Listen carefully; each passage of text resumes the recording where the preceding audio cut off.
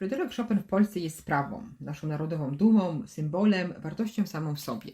Był najwybitniejszym polskim kompozytorem i wirtuozem epoki romantyzmu, nazywanym poetą fortepianu. Wychowany w Polsce, większość dorosłego życia spędził na emigracji w Paryżu. Zrewolucjonizował muzykę fortepianową, czerpiąc z polskiego folkloru i tworząc dzieła o ogromnej sile ekspresji. Urodził się w Żelazowej Woli, szybko okrzyknięty został cudownym dzieckiem. Edukację muzyczną odebrał w Warszawie. Przed wybuchem powstania listopadowego wyjechał na stałe za granicę. W stolicy Francji zyskał status gwiazdy salonów, cenionego nauczyciela oraz przyjaźnił się z elitą artystyczną. Nigdy się nie ożenił. Jego najważniejszym związkiem była trwająca blisko dekadę relacja z kontrowersyjną pisarką Georges Sand. Przez całe dorosłe życie zmagał się z ciężką gruźlicą. Zmarł przedwcześnie w Paryżu w wieku 39 lat, a jego serce zgodnie z ostatnią wolą spoczęło w Warszawie w kościele Świętego Krzyża. Jego dorobek to w przeważającej mierze utwory solowe na fortepian, przesiąknięte polskim duchem narodowym polonezy i mazurki, wspaniałe etiudy i preludia, pełne liryzmu i romantycznej melancholii, nokturny i walce. Chopin to polski film biograficzny w reżyserii Michała Kwiecińskiego, który przybliża życie Fryderyka Chopina od lat 30. XIX wieku aż do jego śmierci. Zamiast sztywnej i suchej biografii obraz przedstawia kompozytora jako pełnego energii, towarzyskiego dandysa oraz wirtuoza, który czerpał z życia pełnymi garściami i zmagał się z postępującą chorobą. Fabuła skupia się na psychologicznym portrecie artysty, kładąc nacisk na kilka głównych wątków. Paryski świat artysty pokazuje Chopina jako 25-letniego geniusza i ulubieńca paryskich salonów, który obraca się w towarzystwie arystokracji i samego króla. Relacje i romanse. Film ukazuje jego skomplikowane życie miłosne, zwłaszcza burzliwą relację z Georges Sand oraz przyjaźń z Delfiną Potocką. Zmagania z chorobą.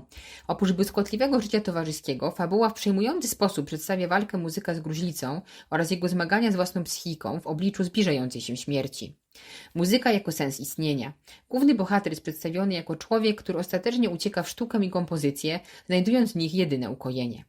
W rolę Fryderyka Chopina wcielił się Eryk Kulm, który wykonał również wszystkie utwory muzyczne na fortepianie.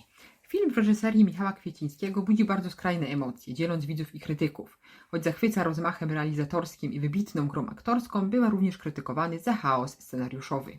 Dyskusja wokół filmu Chopin skupia się na próbie zdjęcia kompozytora z pomnika i odarcia go z narodowego mitu, ponieważ obraz przedstawia artystę jako introwertyka, bon vivanta, wzbudzając zarazem skrajne emocje.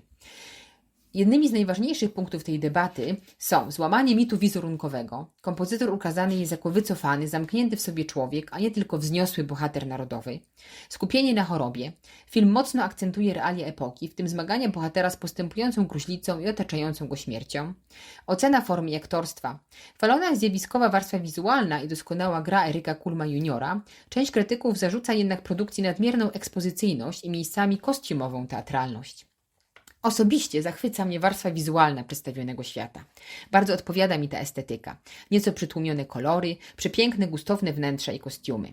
Bliski kadr i półzbliżenia, które pozwalają nam dostrzec każdą emocję na twarzy aktorów, głównie Eryka, sprawiają, że cała opowieść wydaje się bardziej ludzka, przyziemna.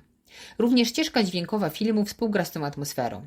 Znajduje się w niej oczywiście wiele utworów kompozytora, ale również bardziej nowoczesne brzmienia oraz eleganckie przejście między scenami w wykonaniu wiolonczeli.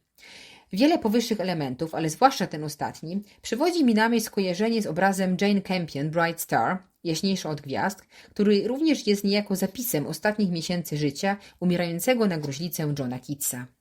Dla mnie najjaśniejszym punktem filmu jest genialna gra aktorska Eryka Kulma. Aktor oddał tej roli 100%. Sam gra na fortepianie, mówi pięknie po francusku, zachwyca charyzmą. Jest to również wizualne arcydzieło, głównie ze względu na ogromny budżet, który wyniósł ponad 60 milionów złotych i widać to na każdym kroku. Kostiumy, scenografia, zdjęcia stoją na najwyższym światowym poziomie. Z drugiej jednak strony film może być trudny w odbiorze ze względu na dość realistyczne przedstawienie postępującej choroby kompozytora. Czasem odnosi się wręcz wrażenie, że to ona jest główną bohaterką filmu.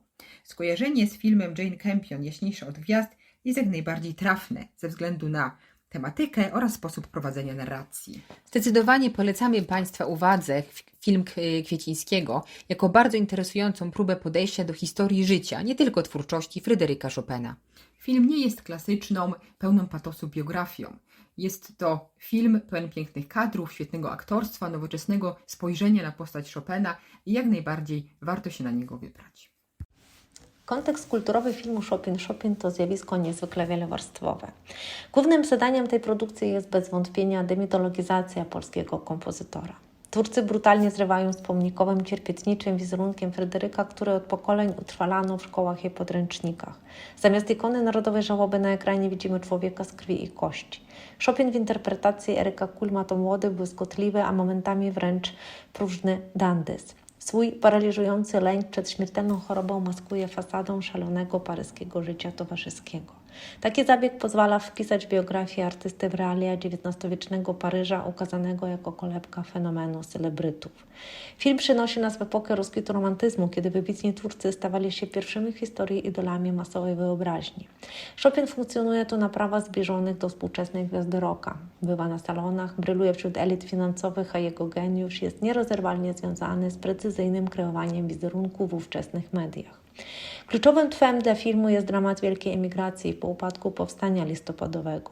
Paryż lat 30. XIX wieku stał się stolicą polskiego życia narodowego na uchodźstwie. Środowisko to było gwałtownie rozdarte tęsknotą za krajem oraz wewnętrznymi sporami politycznymi. W tym kontekście muzyka Chopina nie jest jedynie rozrywką, ale staje się autentycznym głosem narodu pozbawionego własnego państwa. Jednocześnie Paryż tego okresu funkcjonuje jako fascynujący światowy tygiel kulturowy. Opowieść o Chopinie to także historia o elitarnej sieci kontaktów towarzyskich. Kompozytor nie tworzy w próżni. Na ekranie widzimy Georges Sand, Ferenca Liszta czy Eugena Delacroix. Film znakomicie portretuje ten świat wzajemnych inspiracji, ale również toksycznej rywalizacji wewnątrz ówczesnego artystycznego mainstreamu. Przełom romantyczny przynosi także fundamentalną zmianę pozycji społecznej muzyka. Twórcy odrzucają dawny status rzemieślników na usługach dworów, zastępując go kultem niezależnego, natchnionego geniusza. Chopin bezkompromisowo walczy o swoją podmiotowość, odmawia bycia jedynie salonową atrakcją dla znudzonej arystokracji. Wreszcie kontekst kulturowy zamyka XIX-wieczna rewolucja technologiczna. To właśnie wtedy manufaktury Pleyela zaczynają produkować nowoczesne fortepiany o większej skali i czulszym mechanizmie. Nowy instrument przestaje być tylko salonowym meblem, a staje się potężnym narzędziem ekspresji. Ta inżynieryjna zmiana pozwoliła Chopinowi wydobyć niespotykane dotąd subtelne odcienie dźwięku i w pełni wyrazić skrajne emocje. Film staje się udaną próbą przełożenia XIX-wiecznego kryzysu tożsamości na język, który jest w pełni zrozumiały i atrakcyjny dla współczesnego odbiorcy. Zastanawiając się, jak wykorzystać film Chopin na lekcjach języka polskiego jako obcego, doszłam do wniosku, że jego największą wartością nie jest nauka słownictwa czy gramatyki, ale przede wszystkim możliwość rozwijania kompetencji interkulturowej oraz komunikacyjnej. Dlatego uważam, że najlepiej sprawdzi się ten film na poziomie B2 i C1. Właśnie na tych poziomach, ponieważ uczący na tym etapie potrafią już interpretować teksty kultury, dostrzegać ukryte znaczenia, argumentować własne stanowisko i prowadzić dyskusje na tematy abstrakcyjne. Film Chopin daje właśnie ku temu bardzo dobre możliwości. Można ten film wykorzystać przede wszystkim podczas realizacji tematów związanych z kulturą i sztuką, z historią Polski, tożsamością narodową, emigracją, ale przede wszystkim z tematyką i z zakresem związanym z emocjami i relacjami międzyludzkimi. Świetnie wpisuje się również w zagadnienia dotyczące biografii znanych postaci, dziedzictwa kulturowego, wartości w życiu człowieka i roli sztuki we współczesnym świecie. To są takie obszary, które bardzo często pojawiają się w programach nauczania języka polskiego jako obcego właśnie na poziomie B2 i C1. Pracę z filmem rozpoczęłabym jeszcze przed jego obejrzeniem. Poprosiłabym uczniów, aby powiedzieli, co wiedzą o Fryderyku Chopinie i z czym się kojarzy im ta postać. Oczywiście bez wykorzystania internetu i współczesnych narzędzi, ale z takiej ich wiedzy już zdobytej.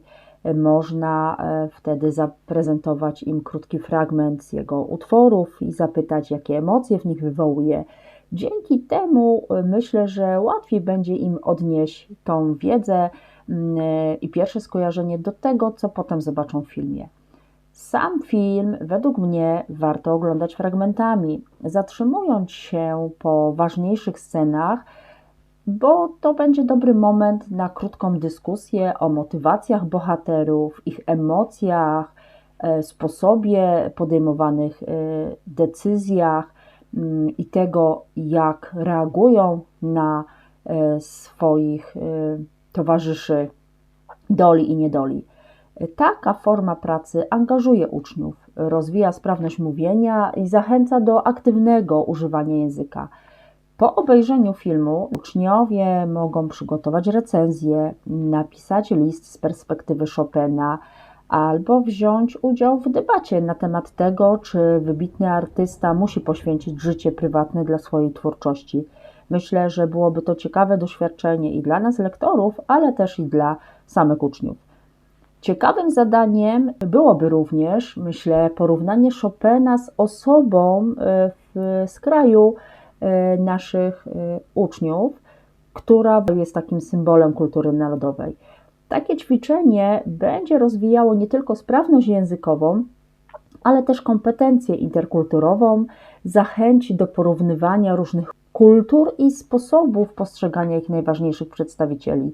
Moim zdaniem film Chopin jest bardzo wartościowym materiałem dydaktycznym, wartym pochylenia się nad nim i wykorzystaniem na lekcjach języka polskiego jako obcego, bo pokazuje, że nauka języka to coś więcej niż poznawanie słów i zasad gramatycznych. To także poznawanie historii, kultury, wartości, sposobu myślenia ludzi.